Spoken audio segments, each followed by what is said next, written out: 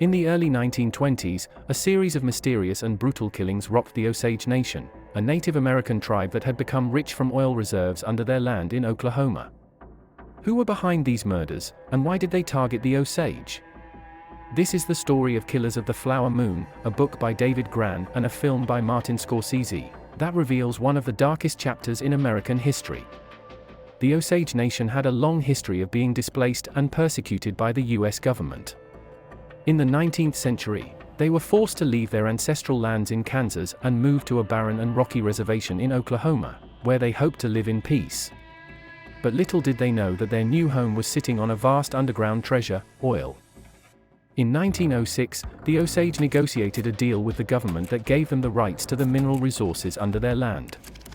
Soon, oil companies began to drill wells and pay royalties to the Osage, who became the richest people per capita in the world.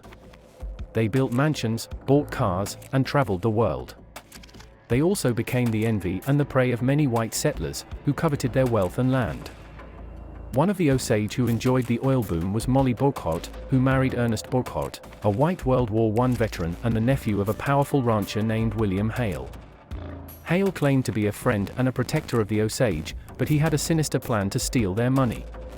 He hired hitmen to kill Molly's family and other Osage, and then inherit their head rights, the shares of the oil revenue that could only be passed down to legal heirs. He also poisoned Molly herself, hoping to make her sign over her fortune to him. The Osage Murders attracted the attention of the newly formed Federal Bureau of Investigation, led by J. Edgar Hoover. Hoover assigned Tom White, a former Texas Ranger and an experienced investigator, to lead the case. White and his team of undercover agents infiltrated the Osage community, and uncovered a web of corruption and conspiracy that involved not only Hale and his associates, but also local lawmen, judges, and bankers, who were all complicit in the killings. In 1929, Hale and his accomplices were finally brought to trial and convicted of some of the murders.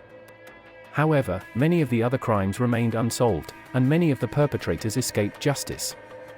The Osage Murders were largely forgotten by the public, until David Grann's book and Martin Scorsese's film brought them back to light. Today, the Osage Nation continues to honor the memory of their ancestors who were killed in the Reign of Terror, and to preserve their identity and sovereignty. They also face new challenges, such as environmental issues, healthcare, and education. They are a resilient and proud people, who have survived and thrived despite the atrocities they endured.